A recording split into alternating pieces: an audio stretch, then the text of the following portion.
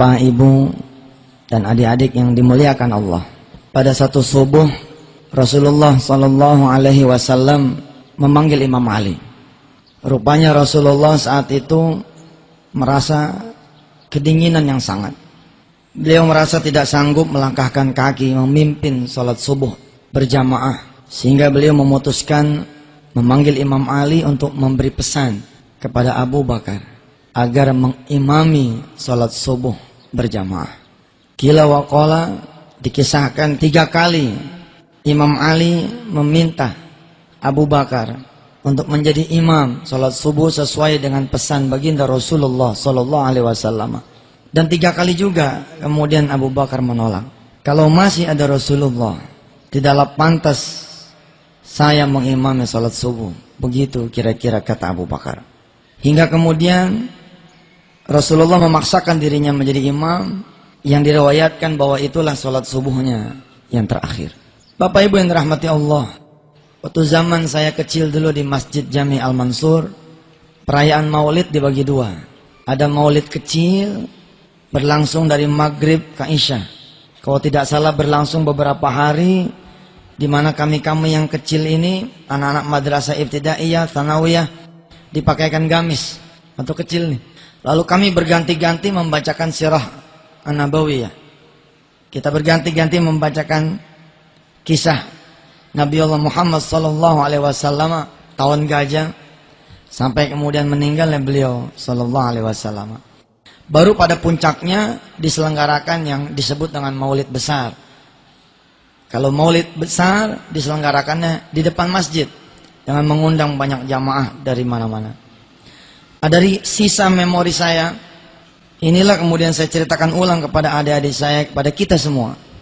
Mudah-mudahan di peringatan hari maulidnya Rasulullah Sallallahu Alaihi Wasallam ini ada tumbuh kecintaan di hati kita semua, karena Rasulullah mencintai kita. Berangkatlah kemudian Rasulullah berjalan untuk mengimami sholat subuhnya, yang ternyata itu sholat subuh yang terakhir. Di dalam sebagian riwayat dikisahkan ketika Rasulullah mengucapkan salam, beliau langsung menghadapkan mukanya, menghadapkan wajahnya kepada para jamaahnya, kepada para sahabatnya yang saat itu sudah berlinang air mata semua. Karena mereka merasa bahwa jangan-jangan Rasulullah Sallallahu Alaihi Wasallam sudah akan meninggalkan mereka. Begitu selesai salam, Rasulullah langsung menghadapkan wajahnya kepada para sahabatnya dan membacakan ayat terakhir surah Al-Kahfi, surah ke-18 ayat 110. A'udzu billahi minasyaitonir rajim. Qul innama ana basyarum mithlukum yuha ilayya annama ilahukum ilahu wahid faman kana yarju liqa'a rabbih falya'mal amalan salihan wa la yusyrik bi'ibadati rabbih ahada. Para sahabat yang mendengar ayat ini dan mengerti paham isi ayat ini makin menangis. Di antaranya Abu Bakar radhiyallahu an. Qul innama ana basyarum mithlukum yuha ilayya annama ilahukum ilahu wahid faman kana yarju liqa'a rabbih falyamal amalan salihan wala yusyrik bi'ibadati rabbih ahada. Katakan wahai Muhammad, sesungguhnya aku ini adalah manusia yang sama seperti kalian. Seolah-olah Rasulullah ingin berkata kepada kita semua umatnya, kalau Rasulullah adalah manusia biasa yang butuh makan, kalau Rasulullah adalah manusia biasa seperti kita yang butuh minum, maka Rasulullah pun adalah manusia yang hidup yang suatu saat akan meninggal dunia. Faman kana yarju liqa'a rabbih Falya'mal 'amalan salihan wa la yusyrik bi'ibadati rabbih ahada. Barang siapa yang ingin ketemu Allah Tuhannya, hendaklah dia banyak-banyak melakukan amal saleh dan jangan mempersekutukan Allah dengan sesuatu. Abu Bakar dikisahkan mengingat episode ketika beliau menemani Rasulullah hijrah. Saya berdoa mudah-mudahan ada di antara jamaah yang barangkali belum pernah menunaikan ibadah haji atau umrah. Mudah-mudahan Allah takdirkan bisa berangkat ke tanah suci. Ada gua Thur di sana. Allah kemudian wahyukan kepada Nabi Muhammad untuk istirahat di dalam gua itu. Masuklah kemudian Abu Bakar bersama Rasulullah di sana. Begitu masuk karena lelahnya kemudian Rasulullah tertidur. Tertidur di mana? Tertidur di pangkuannya Abu Bakar radhiyallahu an, yang bukan saja dia adalah jamaahnya, sahabatnya, tapi juga beliau adalah mertua dari Rasulullah sallallahu alaihi wasallam. Ketika Rasulullah tertidur di pangkuan Abu Bakar, ada ular. Ada ular mendekati Abu Bakar, yang Abu Bakar tahu bahwa ular ini akan menggigit salah satu di antara dia berdua, dia atau Rasulullah sallallahu alaihi wasallam. Karena yang terjulur kakinya adalah Abu Bakar. Abu Bakar tahu bahwa dialah yang kira-kira akan digigit duluan namanya ular. Kalau saja Abu Bakar tidak mencintai Rasulullah, Abu Bakar ingin sekali mengusir ini ular. Tapi kalau dia usir ini ular, Rasulullah bakalan bangun. Subhanallah. Kemudian Abu Bakar merelakan dia punya kaki, Bapak Ibu yang dirahmati Allah. Kemudian digigit sama itu ular. Kecintaan para sahabat memang nggak bakalan bisa keukur oleh kita semua. Hampir saja Abu Bakar juga menjerit karena sakitnya digigit sama itu ular. Tapi Abu Bakar tidak menjerit sepatah kata pun. Tidak ada suara yang keluar dari dia punya mulut. Kenapa? Karena dia mencintai orang yang sedang tidur di pangkuan ini. Dia khawatir kalau kemudian dengan teriakan itu, kemudian Rasulullah SAW bangun. Masya Allah. Dan saat itu Abu Bakar mendengar Rasulullah membacakan ayat ini. Kul innama ana basyarum mithlukum yuha ilayya annama ilahukum ilahu wahid. Faman kana yarju liqa'a rabbih falya'mal 'amalan salihan wa la yusyrik bi'ibadati rabbih ahada. Imam Ali pun begitu. Imam Ali mengingat episode-episode di mana Rasulullah SAW dia temani dari kamarnya untuk kemudian berdiri menjadi imam salat subuh. Yang kemudian Rasulullah membaca ayat itu yang dia paham bahwa ini semakin dekat tanda-tanda bahwa Rasulullah mendekati dia punya ajal. Imam Ali mengingat ketika Jibril mewahyukan kepada Rasulullah bahwa ada 6 kafir Quraisy yang sedang bergerak berjalan mengepung rumah Rasulullah. Salah satu yang dipanggil adalah Imam Ali radhiyallahu an. Ditawarkan, siapa di antara anda berdua, engkau wahai Ali atau engkau wahai ayahku Abu Bakar, yang bisa menggantikan aku di rumah ini? Supaya kafir Quraisy menyangka aku masih di dalam rumah ini. Kemudian Imam Ali mengambil posisi, aku saja ya Rasulullah. Kemudian Imam Ali menempati posisi tidurnya Rasulullah. Dan kemudian Rasulullah pergi berangkat. Sayang, saat itu sudah tiba dahulu 6 kafir Quraisy yang sudah kira-kira sejarak lagi sampai ke pintu rumahnya Rasulullah. Lalu kemudian Allah mewahyukan lewat Jibril agar Muhammad SAW menggenggam pasir, kemudian dia tebar itu pasir di depan rumah. Yang singkat cerita kemudian kafir Quraisy itu tertidur. Subhanallah. Cerita episode subuh terakhir begitu kira-kira selesai. Ada nanti satu hal yang saya lakukan otokritik kepada madrasah. Saya sebut otokritik karena saya juga madrasah, pesantren, tentang bagaimana upaya kita membuat anak-anak menjadi mencintai Rasulullah SAW. Kalau Rasulullah begitu hebatnya cintanya kepada kita, bagaimana nanti kita ukur kecintaan kita kepada Rasulullah sebesar apa? Begitu pulang Rasulullah ke rumah, tidak berapa lama ada suara pintu yang diberi salam. Fatimah kemudian menyaut, Waalaikumsalam warahmatullahi wabarakatuh. Manil kharid? Siapa yang di luar? Kemudian yang di luar nih tamu menjawab, saya, qad ji'tu. Saya sudah datang. Salamkan kepada Rasulullah, aku sudah datang. Ibu bapak yang dirahmati Allah, hanya satu orang yang malaikat Jibril dan Israel ketika datang hendak menjemput nyawa kita, memberi salam dulu. Cuman satu.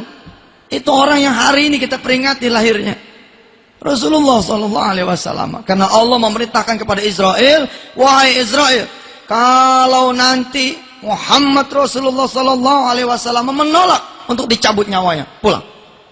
Subhanallah. Disampaikanlah kemudian oleh Fatimah kepada ayahandanya bahwa di depan ada tamu. Apa kata Rasulullah? Tamu yang kau maksud sudah ada di sini. Fatimah bingung karena tidak ada yang bisa dia lihat, tapi Rasulullah bilang tamunya sudah ada di situ. Karena memang yang datang adalah malaikat Israel alaihissalatu wassalam. Saudara-saudara yang dirahmati Allah, Rasulullah tahu bahwa Israel diberi pesan sama Allah, kalau dia menolak untuk dicabut nyawanya, dia boleh mengusir Israel.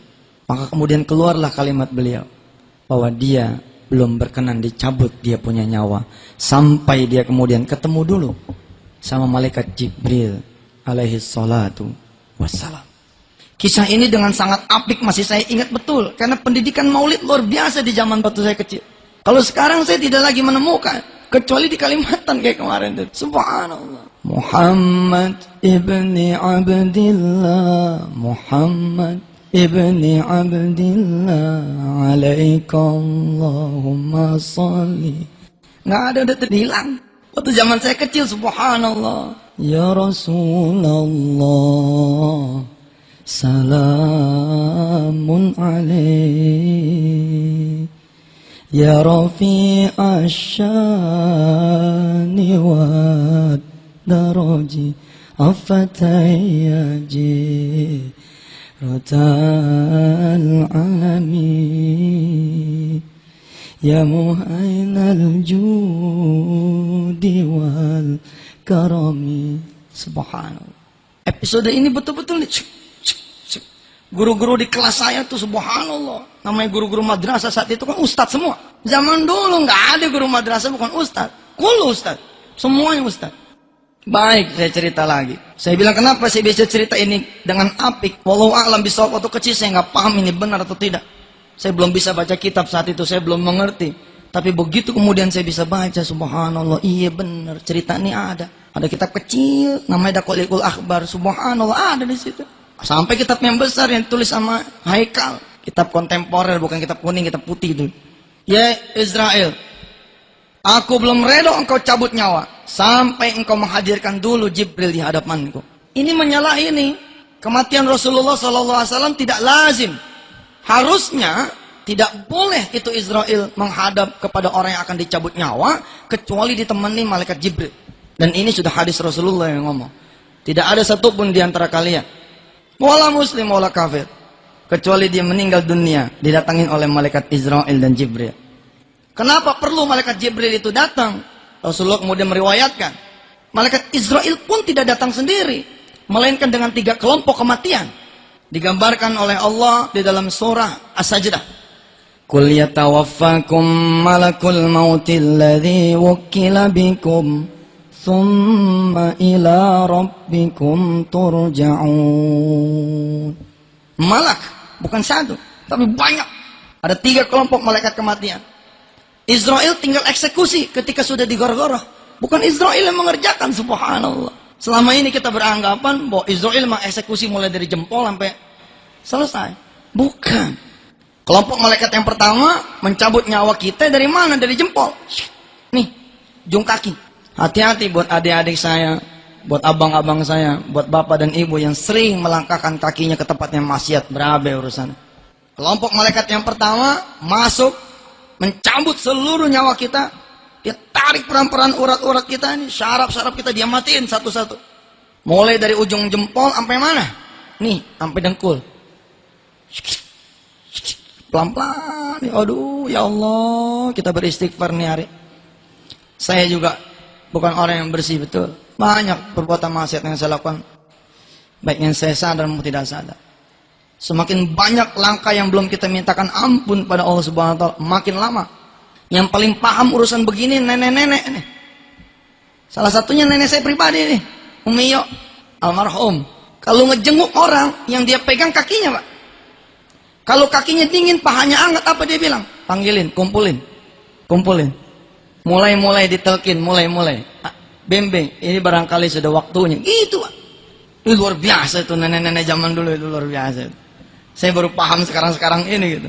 Dia pegang kaki dua dingin, paha kanan kiri hangat. Udah, dikit lagi katanya. Subhanallah. Dikit lagi bisa tahu gitu. Dari mana dia taunya? Min ayatil maut, dari tanda-tanda maut, dan emang itu ada. Selesai mencabut nyawa, tugas dari malaikat kematian yang pertama, masuk kemudian malaikat yang kedua. Mencabut nyawa dari mana ke mana? Dari dengkul sampai kemana? Ada yang bilang pinggang, ada yang bilang pusar. Selesai dari pusar sampai mana? Sampai ke sini nih, tenggorokan ya.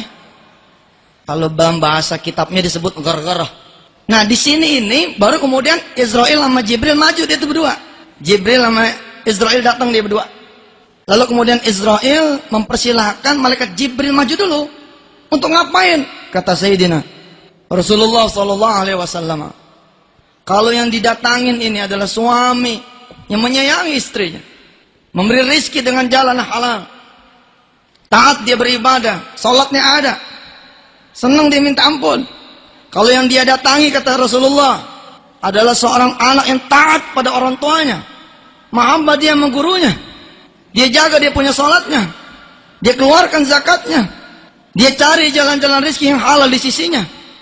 Kalau yang dia datangi adalah seorang istri yang menjaga aib suaminya, menjaga kehormatan suaminya, pokoknya kata Rasulullah, kalau yang didatangi ini adalah orang yang soleh, maka Jibril akan mendatangi si fulan yang mau meninggal dunia ini. Dari mana?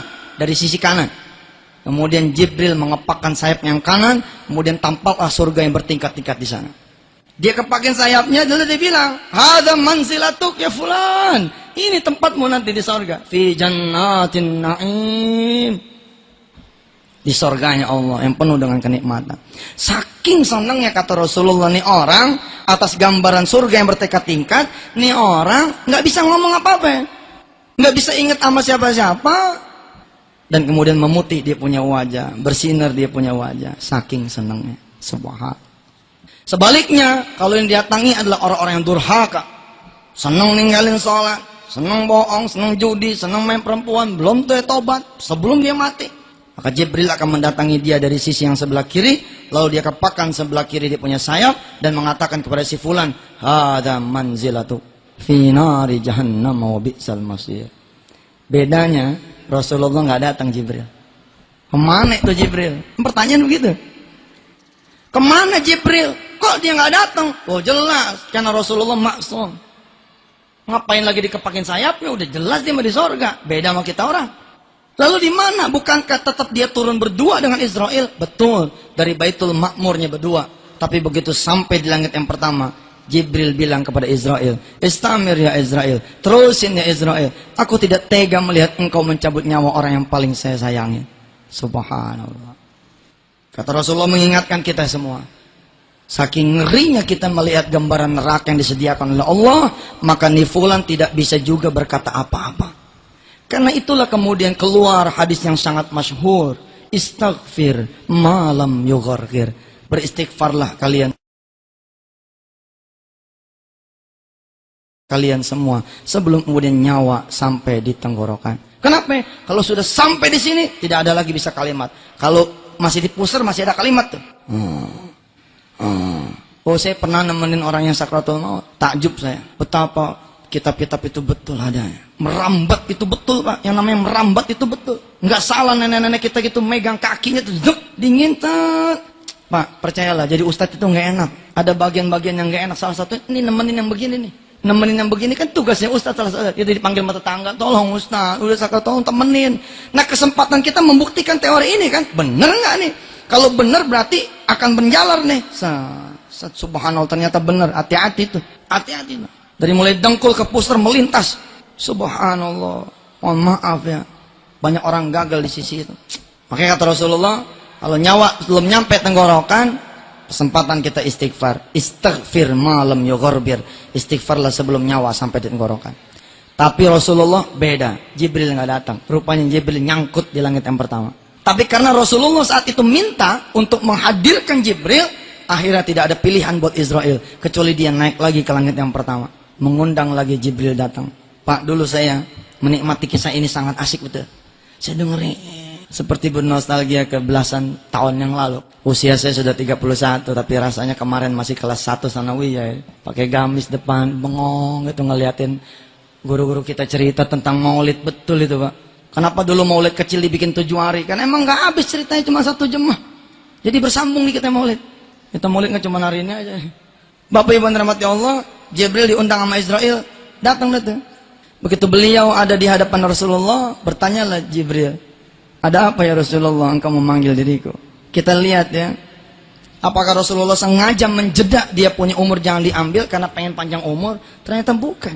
Beliau pengen bertanya tentang nasib kita bagaimana nanti setelah peninggalannya beliau. Itu yang dia mau tanya. Maka kemudian pertanyaannya kepada Jibril, wahai Jibril, aku belum rela dicabut nyawanya sampai aku tahu bagaimana nasib umatku sepeninggal diriku. Masya Allah. Cinta banget Rasulullah sama kita. Jibril bilang, itu bukan hakku menjawab ya Rasul. Izinkan saya dan Israel balik dulu. Nanti aku akan kabarkan jawaban dari Allah. Nah itulah kemudian keluar hadis yang juga masyhur bahwa kita bakalan selamat. Kalau apa? Kalau kita memegang kitabullah dan memegang sunnahnya Rasulullah. Barulah kemudian Rasul bilang, saya ikhlas, saya reda dicabut nyawanya. Kemudian Rasulullah balik kanan, mulailah kemudian Israel bekerja. Israel langsung, bukan diwakili sama yang lain. Luar biasa. Allahumma shalli alaih. Ketika kemudian Israel bekerja, ada yang luar biasa, Pak. Begitu Israel mulai bekerja mencabut nyawanya Rasulullah nih, Jibril memalingkan mukanya. Begitu tuh, maling kanan. Udah jangan dipikirin bener enggaknya, udah telan aja dah. Dulu saya begitu ngajinya udah terima aja lah. Jangan dipikirin bener enggaknya. Pikirin hikmahnya aja, repot saya kalau ceramah nih. Bener enggak sih itu? Iya sebab yang begini nih susah kita buktiin nih. Orang ini mengaji namanya juga. Jibril nengok ke kanan, ditanya sama Israel, kenapa engkau Jibril memalingkan mukamu? Apa kata Jibril? Terusin aja udah. Terusin saja udah. Saya tidak sanggup melihat engkau mencabut nyawa orang yang paling aku cintai, kata Jibril. 2 kali itu meretain Jibril mengucapkan itu. Enggak sanggup dia. Karena Rasulullah bilang, seukuranku saja dicabut nyawa itu kalau tidak ada redha Allah akan lebih sakit daripada disabet dengan 1000 pedang yang paling tajam di dunia. Tapi dengan redha Allah, Rasulullah tidak merasakan sakit apapun. Dan Bapak Ibu tahu, pasti tahu, sebab ini masyhur sekali. Anak-anak saya, adik-adik saya pun tahu, masyhur sekali ini cerita. Ketika kemudian Israel mencabut nyawa Rasulullah dari ujung kaki, apa yang dia sebut? Ummati, ummati, ummati, ummatku, umatku, umatku.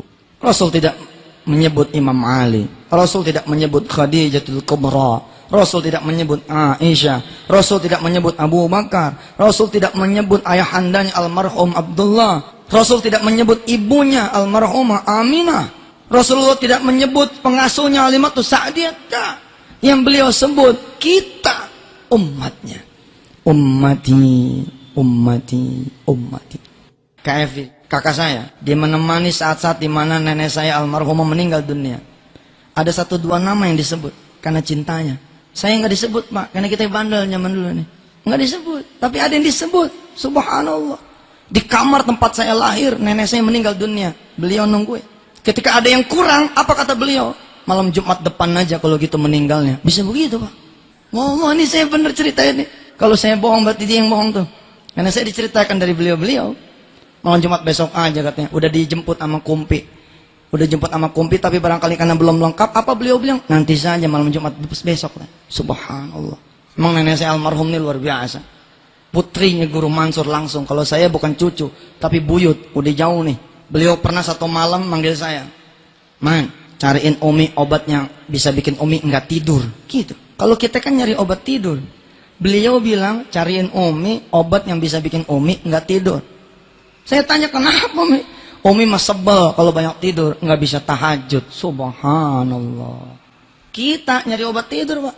Mulailah Israel bekerja, tarik sama beliau urat-urat saraf Rasulullah, ruhnya Rasulullah, sampai ke dengkul. Kalimatnya masih ummati, ummati, ummati, umatku, umatku, umatku. Kalau saya Yusuf Mansur adalah bahagian dari umatnya Rasul dan mengaku umatnya Rasul, maka seolah-olah Rasulullah menyebut saya Yusuf, Yusuf, Yusuf. Oh betul ini. Seolah-olah mau bicara kepada kita, bagaimana lo nanti, bagaimana lo nanti, bagaimana lo nanti. Subhanallah, Pak. Begitu nyawa Rasulullah udah didengkul, merambat sampai ke pusar, merambat sampai ke pinggang, kalimatnya berubah. As-salat, as-salat, as-salat. Salat, salat, salat. Ya Allah, hari ini Pak, anak-anak kita gagal, kita suruh salat sebab jam 12 masih di kelas, Pak. Anak-anak kita gagal, kita suruh tahajud sebab 12 tahun dia nggak kenal duha. Sekolahnya doang namanya di madrasah, 12 tahun dia nggak kenal duha. Bagaimana kita mau gampang nyuruhin dia bangun tahajud? Duha yang di pagi hari susah karena tidak dibiasakan oleh kita madrasah-madrasah. Saya keliling, enggak semua madrasah itu mewajibkan anak-anaknya duha. Siapa yang dosa coba? Kita nih. Anak kita yang madrasah ibtidaiyah 6 tahun, SMP 3 tahun, SMA 3 tahun, masuknya jam 7, jalan setengah 7, jam 9 emang keluar, tapi bukan buat duha, buat jajan. Jam 12 dia masih di kelas, Allah manggil, Allahu Akbar, Allahu Akbar, Allahu Akbar, Allahu Akbar. Di kalimat hayya ala shalah baru gurunya bilang, kita dengarkan dulu azan ya. Luar biasa. Atas nama wajib ketemu yang wajib kita boleh pilih, katanya begitu. Kita wajib nuntut ilmu, maka kita pilih ini nuntut ilmu sebagai hal yang mengalahkan sholat. Luar biasa. Ilmu mengenalkan anak kita kepada Allah, tapi ternyata ilmu sudah menjauhkan dia dari Allah. Hokam, bagaimana mungkin anak kita tumbuh menjadi anak yang berakhlak? Sadar nggak? Kalau tidak ada revolusi pendidikan, khususnya di madrasah, wah, celaka kita. 12.45 barulah anak kita keluar. Sebagiannya Pak tidak sholat di madrasah, sebagiannya bahkan tidak betul-betul sholat, langsung los ke rumah karena betul-betul kita tidak menjaga mereka. As-salat, as-salat, as-salat. Mumpung saya bicara di banyak kepala-kepala madrasah nih, mumpung saya bicara langsung di depan direkturnya, mumpung saya bicara di masjid yang kita hormati betul, yang bisa mengomandoi ini habis ini. Tidak boleh anak-anak masuk kecuali sudah sholat duha. Tidak boleh anak-anak berangkat ke sekolah kecuali dia sudah berwudu. Tidak boleh kemudian anak-anak setengah 12 masih di kelas. Sebentar lagi Allah bakalan datang. Hayo, ama aku nih kepala sekolahnya, ama saya gurunya. Ayo kita berangkat ke masjid. Nggak terjadi Pak. Pendidikan itu tidak terjadi. Hatta saya di Al-Mansuriyah tidak terjadi itu. Untung saya memiliki orang tua yang luar biasa. Miring dikit, geser, miring dikit, geser, miring dikit, geser. Jam 5 udah diteriakin, mandi, mandi, maghrib, mandi, mandi, maghrib. Celaka Pak kalau saya nggak ketemu orang tua yang model begini. Sengkilang gitu kalau kata orang Betawi, sekilang. Kita di madrasah. Bagaimana nih kalau ceritanya sekolah di SMA? Bagaimana nih kalau ceritanya kita sekolah anak kita tuh di SMP? Mati kita punya anak. 12 tahun dia terbiasa sholat tidak tepat waktu. Bagaimana mungkin dia kemudian tumbuh menjadi orang-orang yang bisa sholat tepat waktu? Umur kayak yang depan begini aja nih, maaf nih orang-orang tua saya. Makin ke belakang nih, makin sering kita memberi perintah kepada Allah. Kita sering memberi perintah kepada Allah. Sampai umur kita kayak begini. Perintah apa coba? Perintah tunggu. Hayya ala shalah.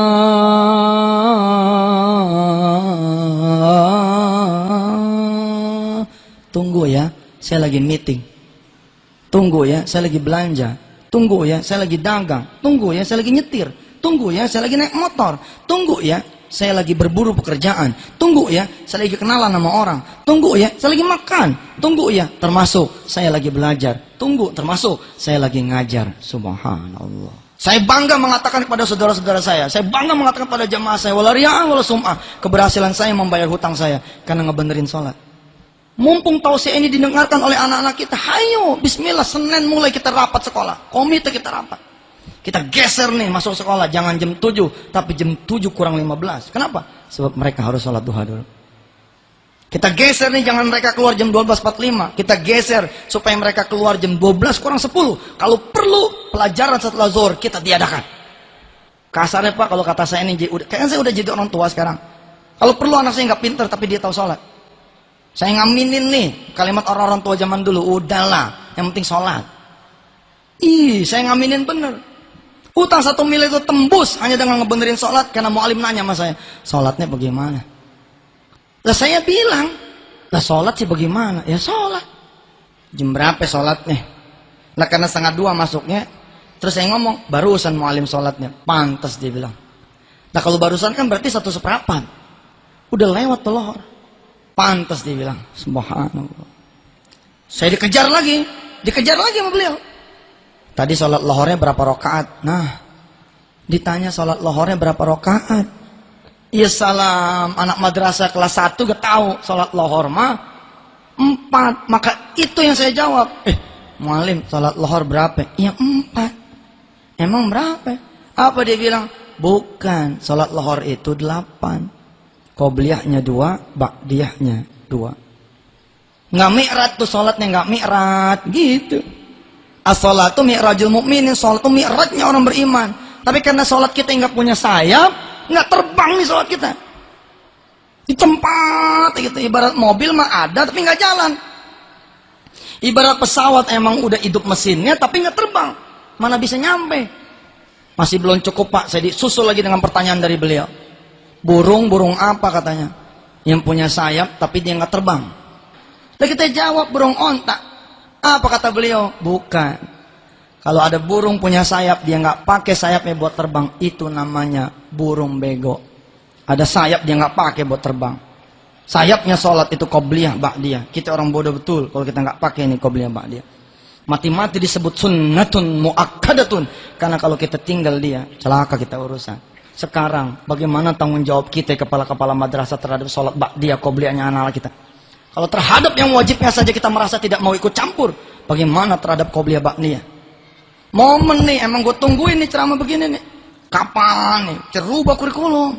Untung kemudian lahirlah SD IT, SMP IT, yang kemudian mengusung tarbiyah. Bapak Ibu yang dirahmati Allah. Dengkul sampai pusar, dengkul sampai pinggang. As-shalah, as-shalah, as-shalah, salat, salat, salat. Sampai pinggang kemari ini alaikum bis-shalah. Alaikum bis-shalah, alaikum bis-shalah, alaikum bis-shalah. Wajib atasmu salat, wajib atasmu salat, wajib atasmu salat. Pak, sampai di gor-goroh nih, mestinya dia nggak bisa ngomong. Rasulullah mestinya nggak bisa ngomong seperti yang dia ceritakan di dalam hadisnya. Nggak akan ada manusia yang bisa ngomong, karena disinilah nanti malaikat Israel dan Jibril bekerja. Tapi ada satu rahasia kenapa Rasulullah masih mewariskan satu nasihat yang paling terakhir. Kenapa coba? Karena ketika Israel nyampe di Gor-Goro, Israel mempersilahkan Jibril. Kata Jibril, tidak usah, Rasulullah memang maksum. Karena tidak diperlihatkan itu, Rasul masih bisa ngomong. Apa yang Rasulullah ngomong? Alaikum bis-shalah wa ma malakat aimanukum. Kewajiban atasmu sholat, dan kewajiban sholatnya orang-orang yang ada di pundakmu. Masya Allah. Itu yang saya bilang telak betul tuh. Kalau Menteri Agama nggak ngebenain sholat dirjen-dirjennya, dirjen tidak ngebenain sholat bawa-bawaannya, kepala sekolah tidak ngebenain sholat-sholatnya anak-anak didiknya, mati kita. Sebab Rasulullah bilang alaikum bis-shalah wa ma malakat aimanukum. Hilang kita cahayanya karena urusan sholat kita jauhin. Innama bu'ithu liutammima makarimal akhlak.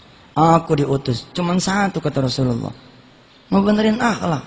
Pondasinya akhlak. Wababu taqarrub ilallah as-shalah. Salat kita udah berantakan. Kemudian Rasulullah menghembuskan nafas yang terakhir. Inna lillahi wa inna ilaihi raji'un. Dengan satu kalam, asyhadu alla ilaha illallah wa asyhadu anna muhammadar rasulullah. Keluar. Dijemput tidak kurang oleh 70.000 malaikat yang berbaris sampai ke Sidratul Muntaha. Dikisahkan saat itu burung-burung berhenti terbang, angin berhenti bertiup, menyambut nih kedatangan sosok manusia agung yang dirahmati Allah, menjadi rahmat buat alam semesta. Pak, sampai di episode itu saya pikir selesai nih cintanya Rasulullah. Ternyata belum. Di kitab kecil Daqiqul Akhbar itu ada satu episode ketika menjelaskan tentang surah Al-Kahfi. A'udzu billahi minasy syaithanir rajim.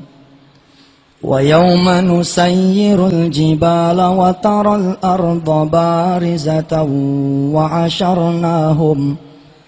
hasharnahum falam nughadir minhum ahada wa uridu ala rabbika saffa laqad ji'tumuna kama khalaqnakum awwala marrah bal za'amtum an lan naj'ala lakum maw'ida wa wudi'al kitabu fataral mujrimina mushfikina mimma fihi ويقولون يا ويلتنا ما لهذا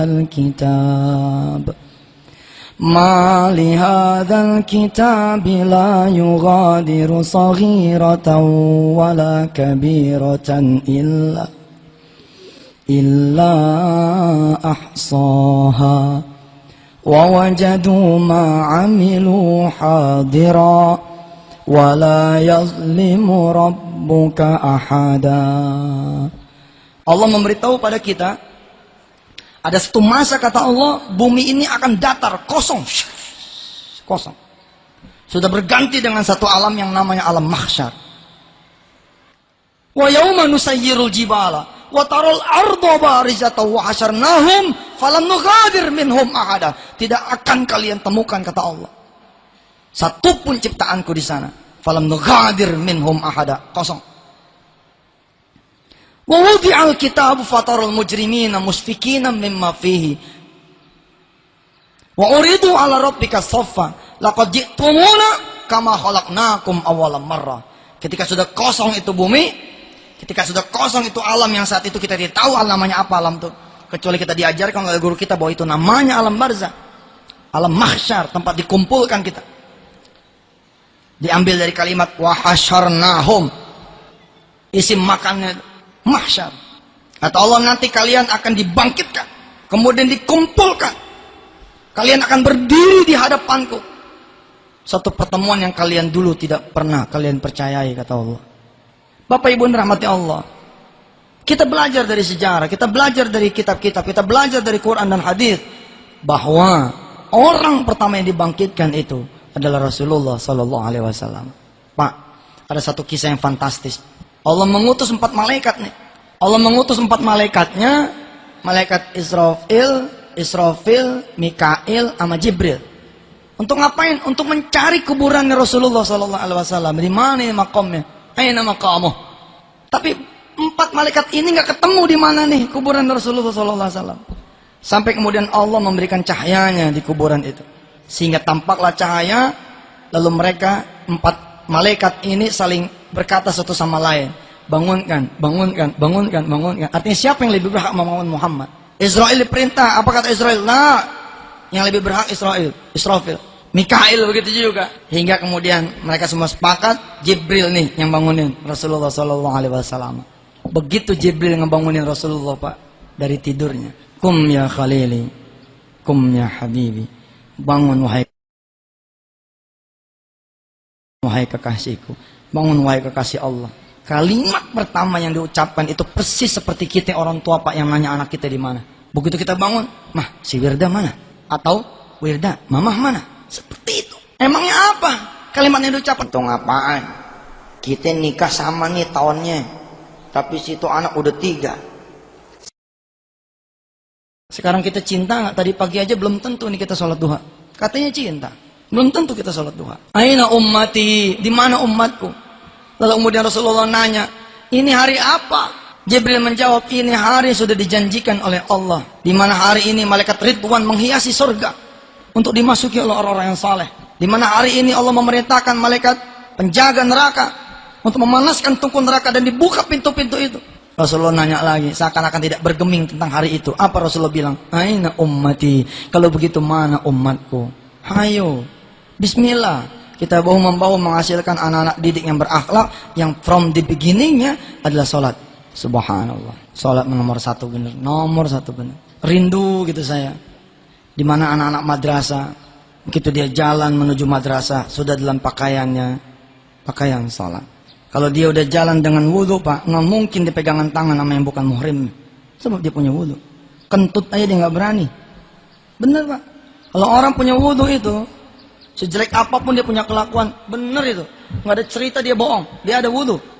Nggak ada cerita dia pegangan tangan. Maaf, ada wudhu. Sekarang Pak, anak madrasah gampang kita temuin pegangan tangan. Demi nih. Bahkan di alma mater saya sendiri. Ketika saya maulid, ketika saya datang ke sana, betul itu. Atas nama megang handphone, ngelihat berdua lalu pegang, pegang itu. Itu anak madrasah, kita bicara anak madrasah. Saya rindu bagaimana perempuan-perempuan nih, begitu dia masuk madrasah, sudah dalam posisi kayak di pondok begitu, pakai mukena, kayak kota santri gitu, dia megang Quran, cakep. Nggak usah lah bikin toilet, bikin tempat wudhu, sebab dia datang udah berwudhu, dia tinggal lepas sepatunya, nggak usah copot dia pojok kakinya, tinggal sholat. Sholli sunnatul duha rakaatain lillahi ta'ala Allah. Lalu bergema di seluruh madrasah begitu selesai sholat. Ya Fattahu ya Razzaqu, ya Fattahu ya Razzaqu, ya Fattahu ya Razzaqu, ya Fattahu ya Razzaqu, ya Fattahu ya Razzaqu, ya Fattahu ya Razzaqu.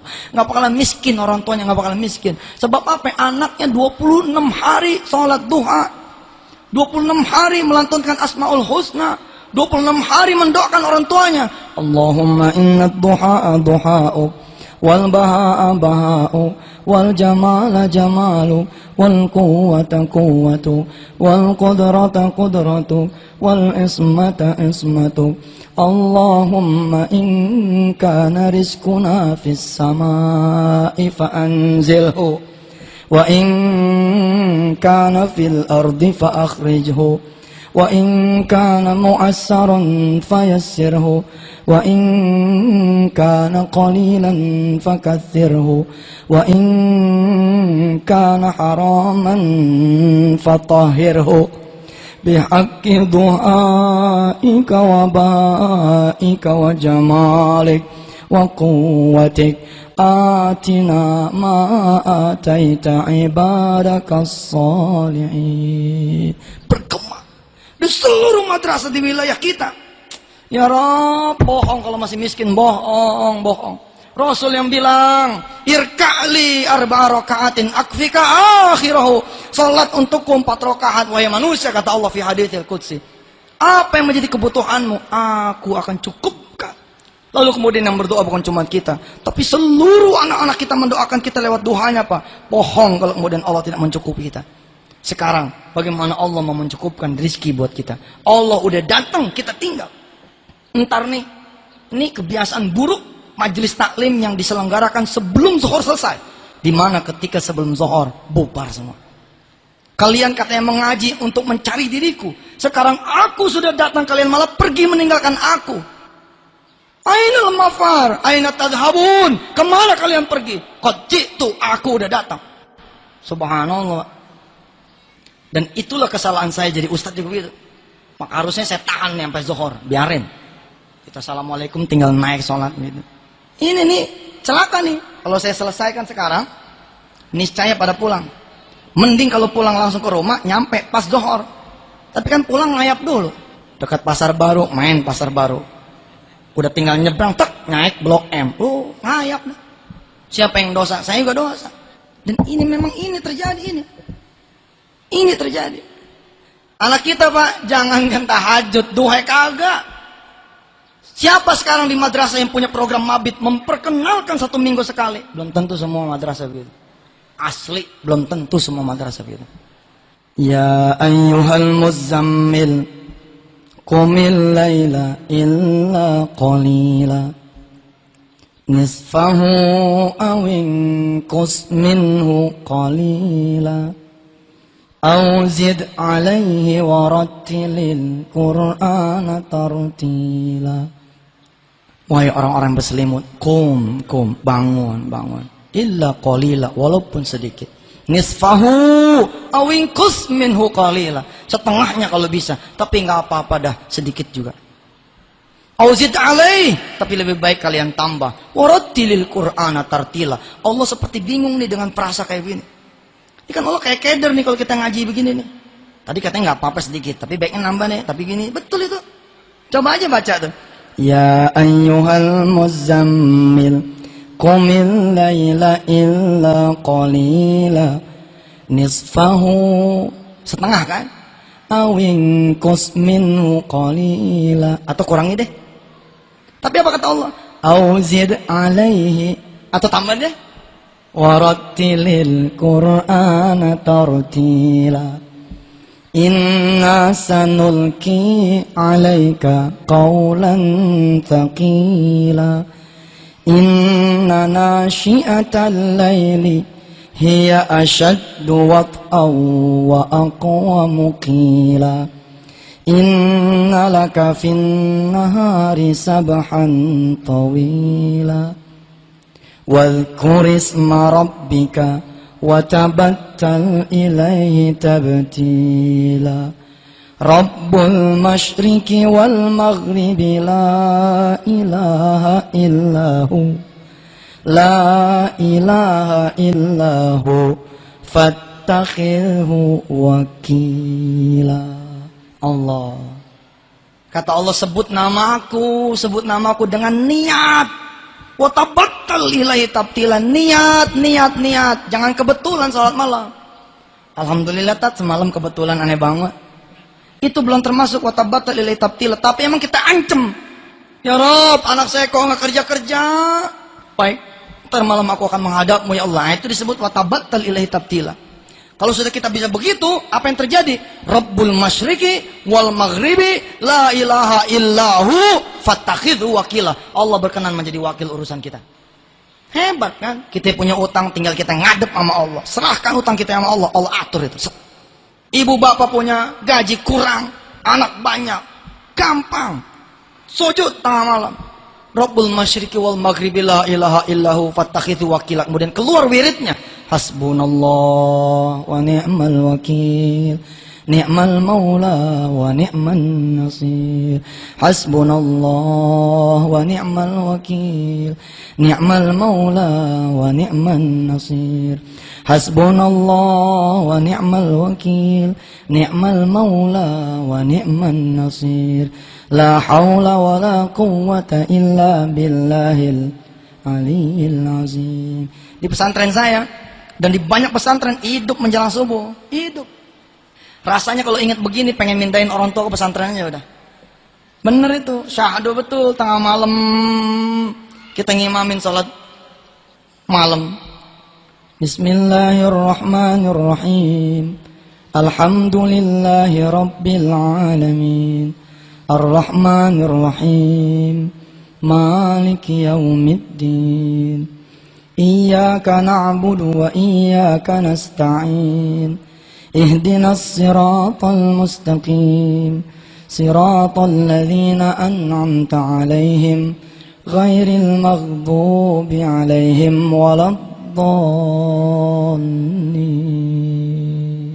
Yang amin di belakang istri kita, anak kita, ya Allah. Dan itu bukan maghrib, tapi sholat malam.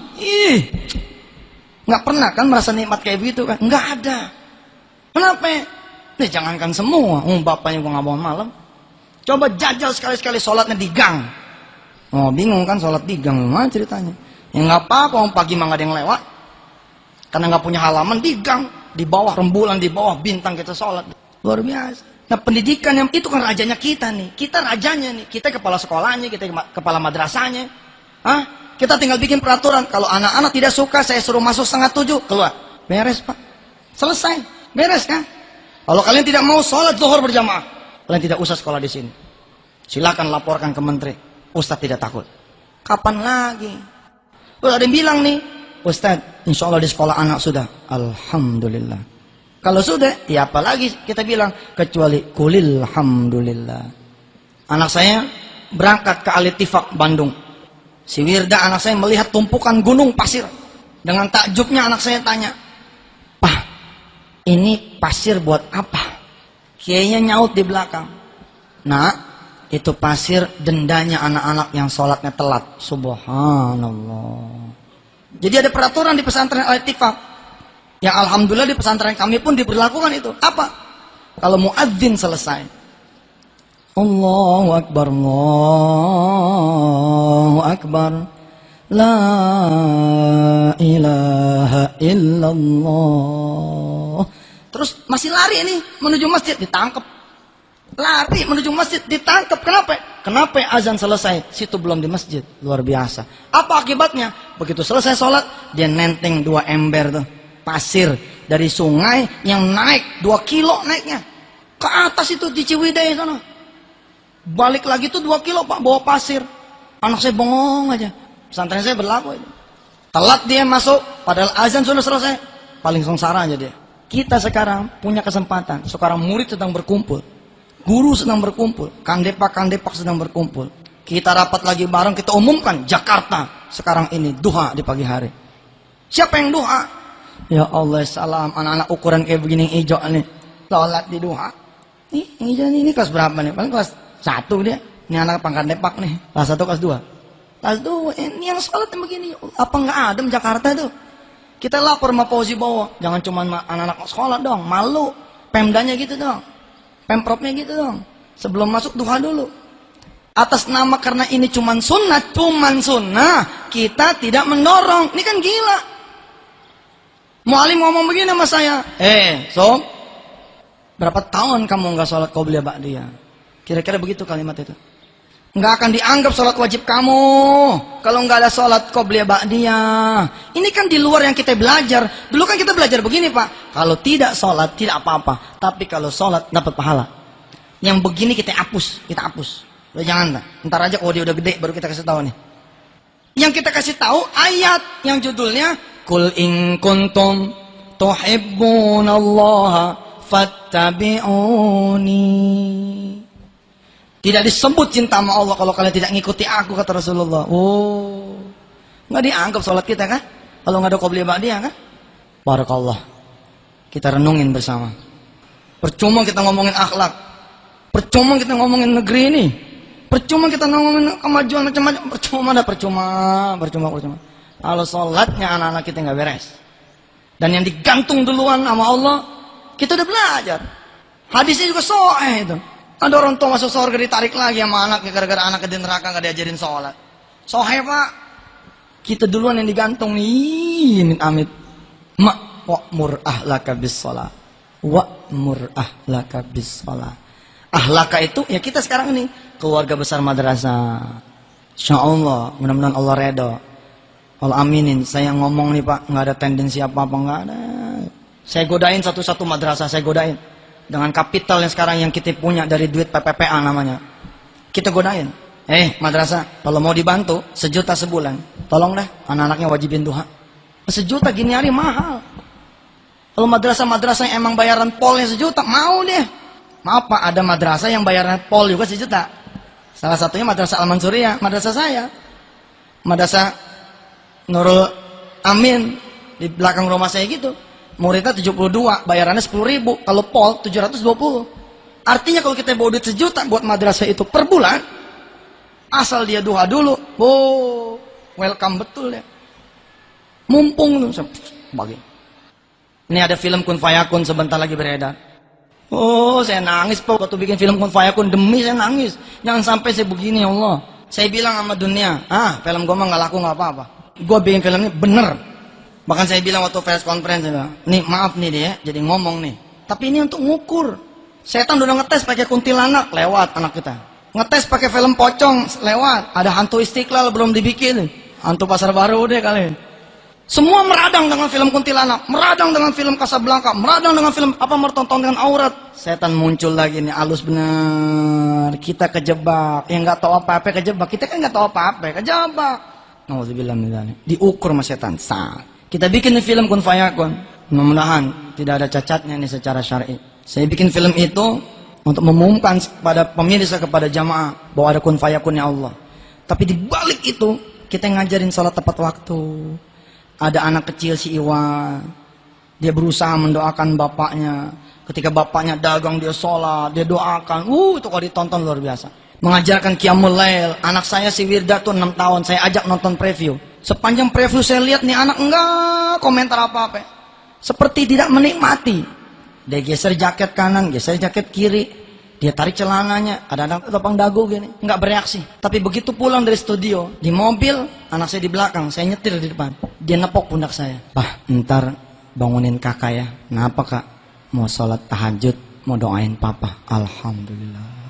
Subhanallah. Wake up, sadar. Ayo, anak kita udah terlalu jauh. Ibu sadar kan sekarang? Kenapa anak ibu susah disuruh sholat, sadar kan? Bagaimana bisa dia disuruh sholat? Wong zohornya nggak pernah tepat waktu. Zohornya nggak pernah tepat waktu, bagaimana mungkin dia bisa gampang disuruh sholat? Mudah-mudahan saya ada waktu, kita ada waktu. Saya sangat berkenan sekali dengan gagasan pemikiran yang sudah dipercaya oleh orang-orang tua. Bahwa kata orang-orang tua sekarang yang muda maju, sekarang yang muda ngomong, Bismillah. Kalau perlu dipercayakan dipimpin sama anak muda, kita coba ajak nih alumni dari madrasah-madrasah balik ke madrasahnya. Semua balik ke madrasahnya. Nomor satu bukan gedung, tapi anak-anaknya dibikin benar. Barangkali kalau orang-orang tua menjadi guru udah habis, udah payah, rezekinya sudah tidak. Tapi anak-anak alumninya ada. Saya sangat berkenan itu. Kirim ke pondok, kita training, balik lagi ke madrasahnya. Untuk kemudian membuat satu madrasah menjadi ma'had gitu, menjadi pesantren. Ibu bapak saya tidak so jago, mudah-mudahan ini semua karena Allah juga. Mohon maaf kalau ada salah-salah kata. Allah yang maha tahu kebenaran. Mudah-mudahan memilihkan yang benar yang kita pakai, yang tidak benar tidak usah kita pakai. Mudah-mudahan ada yang dibawa pulang. Minimal kita mengoreksi, jangan anak kita dulu, tapi kita koreksi kita dulu. Zuhur kita bagaimana? Asar kita bagaimana?